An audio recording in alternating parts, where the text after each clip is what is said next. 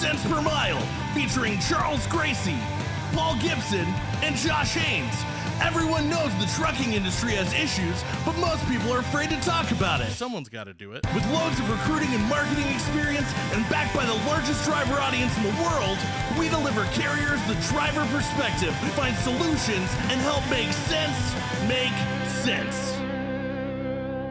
Welcome to Cents Per Mile. I'm your host, Charles Gracie. And I'm your co-host, Paul Gibson. And we're at the Future of Freight Festival F3 by FreightWaves in Chattanooga. There's a lot going on here, and we're going to give you a behind-the-scenes peek. Yep, we're going to peel back the curtain. Get ready for the banana puns. It's going to be a long episode, and you get 2 of them, so bear with us.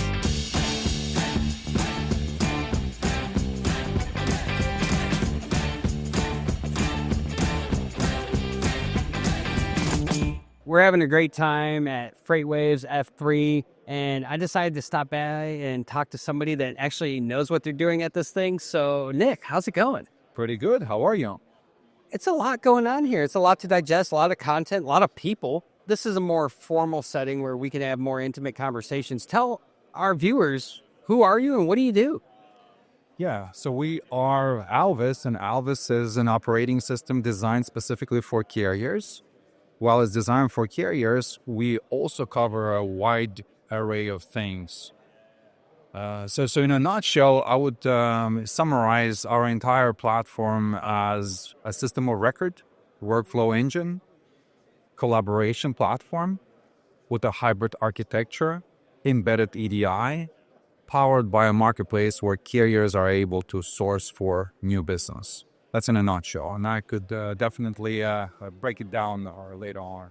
Yeah, that was a lot, and it sounds like you guys do a lot. So if you come to this conference with a purpose, not only to communicate the brand, but there's certain people that you're prospecting. Who are those people? Like if I was a carrier and I was looking for a solution, what would make me look at you as an option?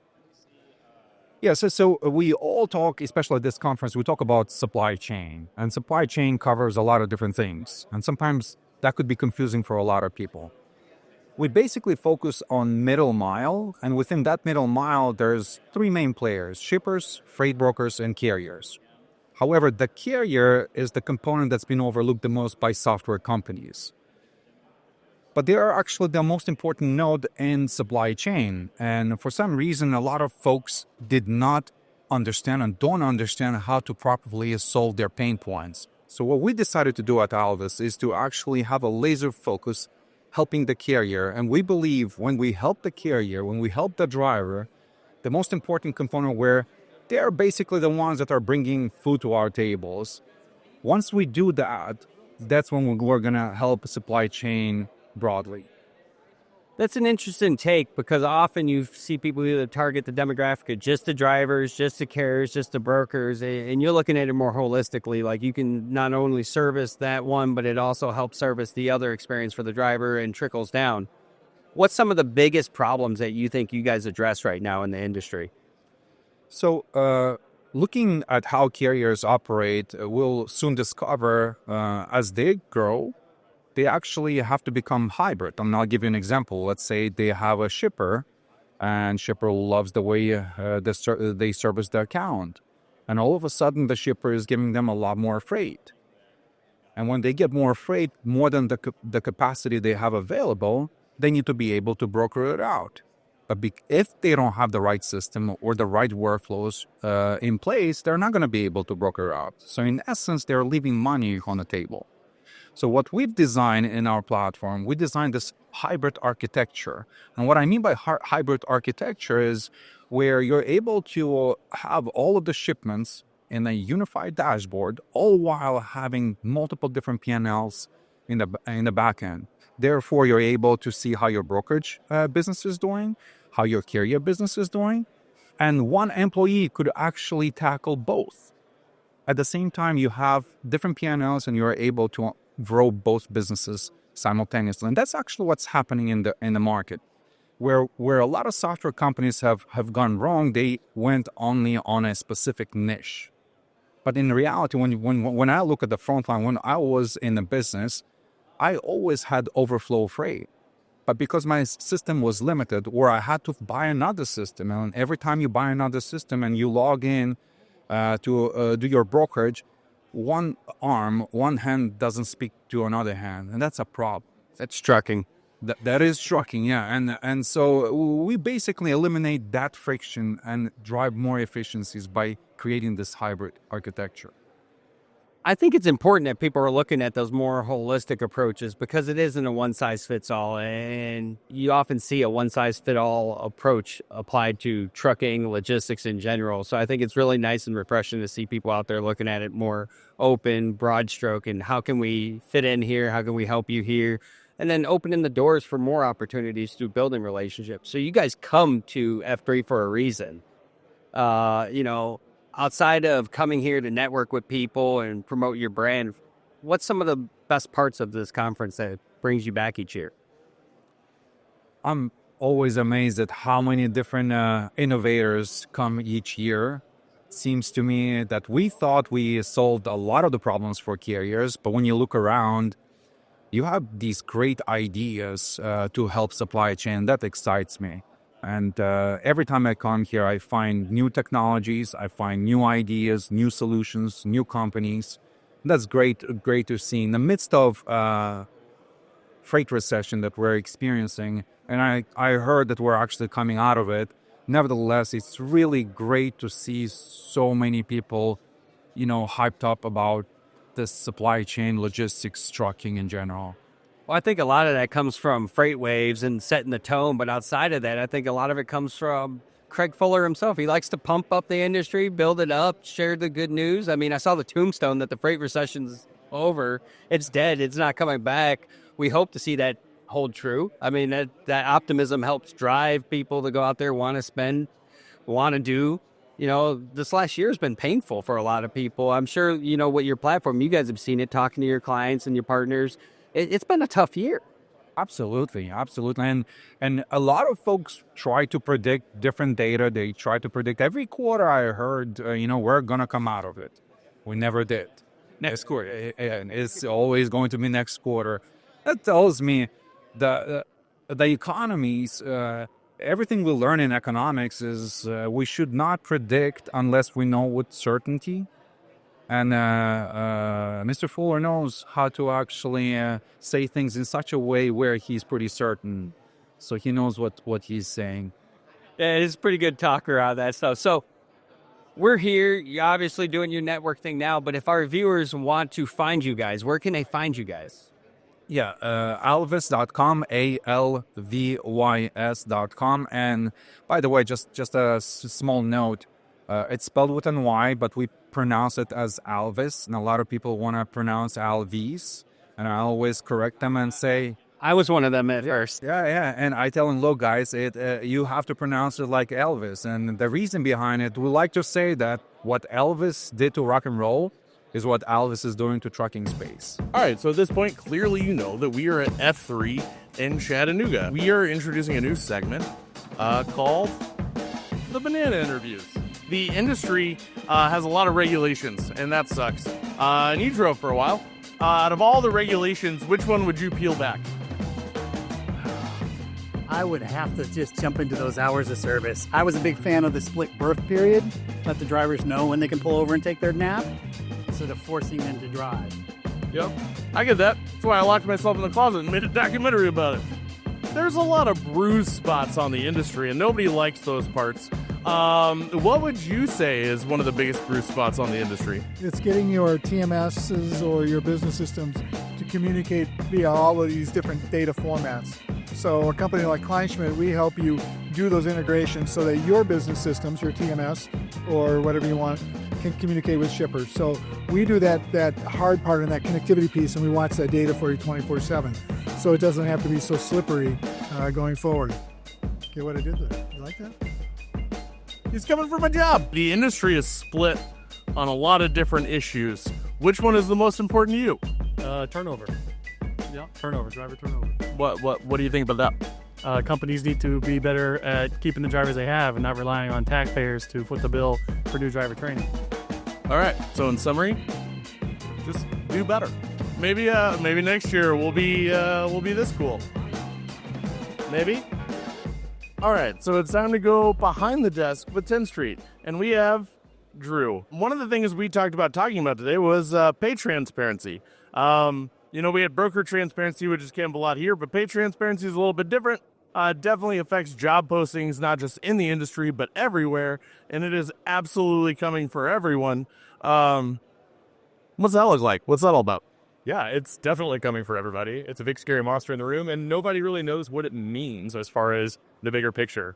All of these laws are pretty new, and what it is you've got to say, hey, we paid this much in the minimum and this much on the maximum side, and you've got to have that in every job posting or you're not compliant. Some states also require benefit statements, all sorts of things that you have to have in there.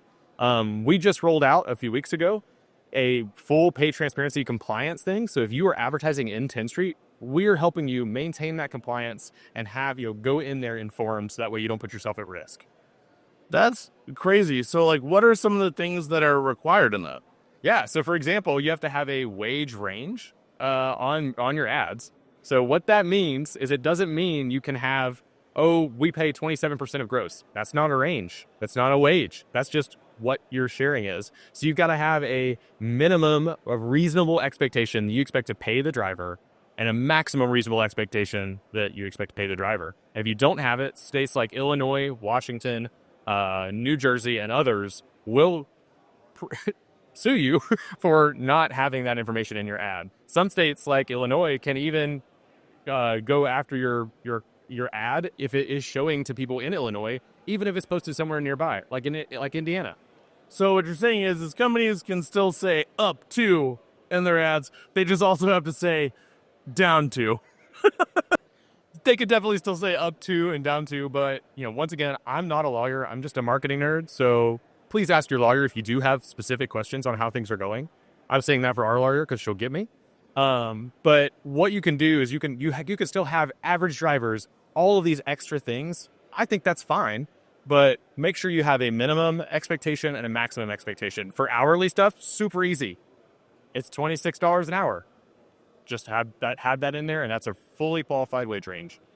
So it sounds like the job market may be about to turn into a banana republic, but you can hit up Tenstreet and get some ideas on how to navigate those kind of scary waters.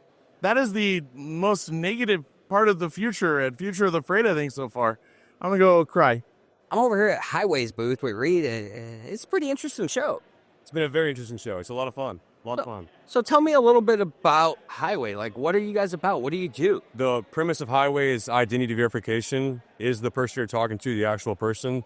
And if they are the actual person, are they qualified to haul my freight? If they are qualified to haul my freight, onboard them, monitor them, get them in the door, and make it seamless and make it easy.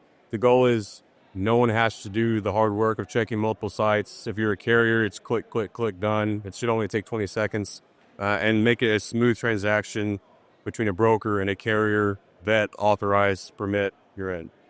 Well, and I imagine that gets tricky because, fraud and awareness and education are big missing components in the industry. So when you talk about fraud, people always come to one conclusion, like this is the only type of fraud, double brokering. But there's actually a lot more layers to this than that. And so tell us a little bit about your guys' solution here and how you guys have implemented systems and balances to help carriers be more successful moving forward. Right.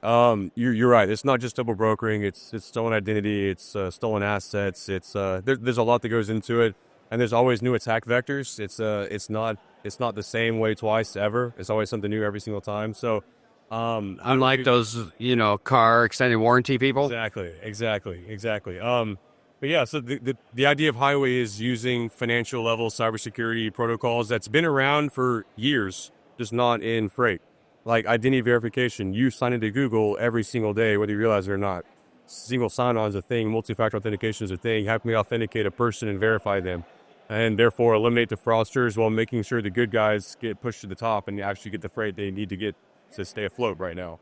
So if I'm one of our viewers and I'm watching this, who's the type of people that should be reaching out to you guys? Yeah, we only sell to brokerages. We talk to anybody and sales. Yeah, you're talking to me. Exactly. Exactly, but we sell to brokerages. So brokerages buy our services. We service brokers to help them figure out who's right and who's not right for them on a specific load on a specific lane. We talk to carriers every single day. The service is for carriers to get authenticated and authorized, and therefore push up the good guys to the top and push the bad guys out. And if you had to look at how the needle has moved in the industry, you see more fraud nowadays, less fraud. I mean, I imagine this is a constant battle. Yeah. Fraud's always been, like, it's not like it happened all of a sudden. Fraud's always been, but I believe starting in like 2021 is when it became a hot topic. And then every year, I think I saw a stat from CargoNet that was like 400% growth, 21 to 22, and then another 500%, 22 to 23, and like 700%, 23 to 24, which is compounding.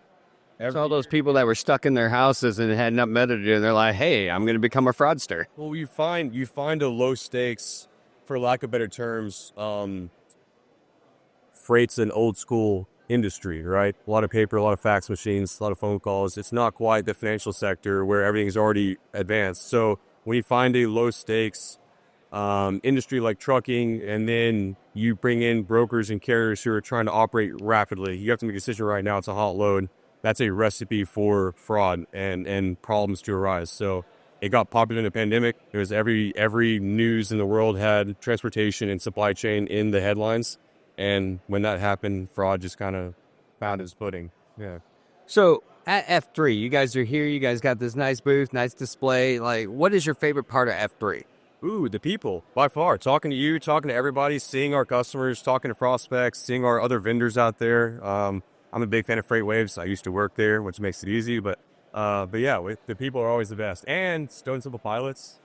Yeah, can't beat it. That was pretty cool. It was very nostalgic. It was kind of funny walking in there because when they were big, I was just starting high school. So, like, there was people that were diehard into that. And I'm like, oh, I know this song. I don't know this one. Yeah. But it was a good concert. It was a great concert. It's what I grew up on. My dad's a big STF guy, so I was in the back seat, the car seat, just kind of popping growing up. So last night was great. And you got the hair for it. Like, when I bop, I just look like I'm out of place. Yeah, that's okay. Hey, to each their own. So if people wanted to find you guys, how would they find you? Highway.com is our website. Reid, Clements. I'm on LinkedIn. Reid@highway.com is my email. You can find me or Highway pretty much anywhere. All right, so real quick, gonna get serious, take a break. Took off the banana costume, so you know I'm in business. I am here with TAFS. I got Ryan and Rob here. They, one of our sponsors, fantastic. They are a big factor in trucking. Bad joke. Anyway, so what's up, Brian? What are you guys doing here? We're here actually to represent our carriers. Opportunities like this, a lot of times with them being on the road, they don't get a chance to stop in and come to a lot of these events to see some of the new technology and things that are out there. So we kind of come represent them, look for different partnerships and things that can enhance their business. Oh, that's awesome. So that's pretty cool because that's actually like being a partner. Yeah. That's like actually like, oh, hey, you can't do something, I will pick up the slack, and that's not even necessarily what our product does. Do you guys have any other cool stuff you do like that? We've got a lot of different things. I mean, our whole goal behind what it is we do is just to enhance their experience with TAFS. They can go and they can find factoring anywhere, but the more products we can involve them with, the more successful they are. It just leads to combined success that way. Wow, that is awesome. It's kind of like being a partner with us. That's right. Hey, so what has been your favorite part of F3 so far? Oh, it's in technology. I mean, this is future of freight. And so I really love being able to see like the demos of a lot of these companies, seeing what the next wave of freight looks like. And then same thing, being able to pass that information on to not only to improve our company, but to improve the experience of our clients by letting them know what's out there. But I love watching these tech and some of the AI stuff that's been pretty awesome. Yeah, I mean, a lot of people, because trucking is 10 years behind. We talk about it all the time on the podcast. People talk about it all the time. A lot of people don't say it out loud. But as far as AI goes with the stuff that you've seen, like, even from your end, like with factoring and like, because obviously there's a lot of stuff to do with like destinations and stuff. How do you feel confident in AI becoming a common part of trucking? Yes, I think there are so many menial tasks that have to be done. And the same thing with a trucker, your time is limited. And so you have your hours of service, you're taking a break for 30 minutes or an hour, and you've got to get a lot of things done in a short amount of time. And so I just think it's a natural next step to be able to, if you have AI able to answer emails while you're driving, with you not having to do anything, I think that's just makes their time to worry about exceptions. I think it's a better way to run a business. So, and obviously in transportation, communication is huge, right? And so you do some sales stuff. So speaking of also like having AI answer an email for you while you're driving, and I know you guys are about personal touch, because you're here, you came here to find it out for people. What is your thoughts on that idea as far as sales and using AI responses like that? On the sales side, it's always going to be hard because, again, that personal touch and that connection, that's part of what makes sales and what separates different things. I think there's ways to use it to kind of tee up conversations and maybe ask some open-ended questions to find out a little bit more about their business. And then based on those responses, get it over to somebody that has expertise in certain sides of the market to maybe take those conversations on. So it could do a lot of the filtering of the calls and kind of put you in contact with the right person, or then go in and give the right fit and right program for that client. And that makes sense because I can see that now too, because it almost, when you explain it like that, makes me think of when you go through like an IVR system and you have to like press 1 to try to get who you're talking to, but also being very like middle of the road millennial. That sounds way cooler than dealing with voicemails. So I guess with F3 and being the future of Freight Festival, why do you feel like this one is an important one to go to? Besides seeing you in a banana costume? It's here, it's in Chattanooga. There's a lot of freight that runs through here. It's just a good opportunity. A lot of the other shows that we attend, this one's a little bit more personal. You can walk around and actually get good conversations. There's not 5,000 people walking around where everyone's rushing through the conversation. So this one's a little bit more laid back and gives you an opportunity to dive in and have those deep conversations. All right, one last question. So for the people that are watching this, who are trying to see the coverage and find out about things that are going on, in all of that, what would you want them to know about TAFS while they're watching this? I would just say, we are here to find out more about what your needs are. And based on those needs, we got a lot of different programs that we can help you with. We can tailor a program for you. We're not cookie cutter. We know every transportation company is different. So we'd love the opportunity to kind of hear more about you and your business and see what we can do to assist you in growing. So we had Charles out behind a driving simulator because he always talks about he used to be a driver. And I was curious to see how good he is. So if you had to say, after watching him, would you say, so 0 being like a steering wheel holder, 10 being like a super trucker, or like an ATA mascot, how would you say he's doing? I think he's doing on par with a company driver. Checks out. So we're here at the Hyver booth, and logistics is nuts. We all know that.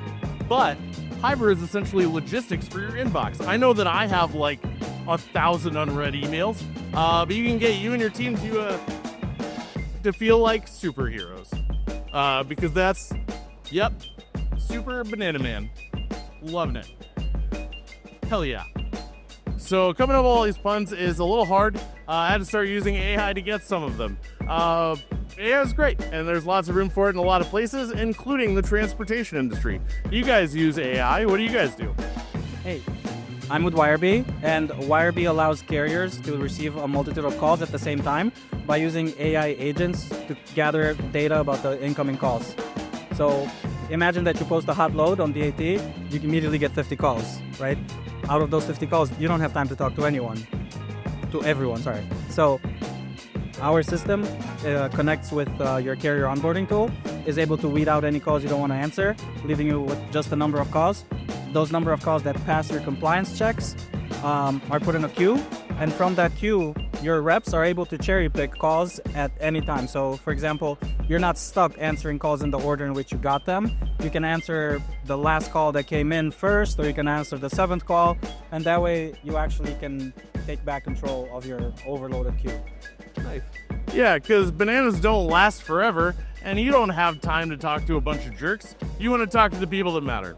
We're having a lot of good conversations. One of the best ones I always enjoy having is with my friends over at Truck Parking Club and Evan. How's it going? Good, man. How are you? It's a lot to digest on this show. I mean, there's a lot of people, a lot of content. What's your favorite part about it? The debates. I'm looking forward to that. I mean, I'm rooting for the other side, so sorry, John. I still love you. But tell us about, like, what's your favorite part of F3? I think it's pretty diverse. So you get to see carriers, you get to see companies like Amazon Freight. You also get to see tech companies that are in the space. I think it's the fact that it's become a nice, diverse mix of drivers, carriers. You got VCs here. You got people outside the industry that are just coming to check it out. I think that nice mix is what I really enjoy about F3. And there's so many different perspectives happening here. There's so many different conversations. I think that's just healthy for all involved. I mean, you guys are Truck Parking Club. You guys have skyrocketed to the top pretty quick around everything, respectively. A lot of things grew a whole lot slower. What's your secret for success that you can give some of the entrepreneurs out there? I mean, from a marketing standpoint, be everywhere all the time or try to be. Also, just delivering great experiences to your customers and staying very focused. I think that's the biggest thing is, like, at the end of the day, customers spend money with companies they want to work with, and ultimately they come back to companies that they want to work with again.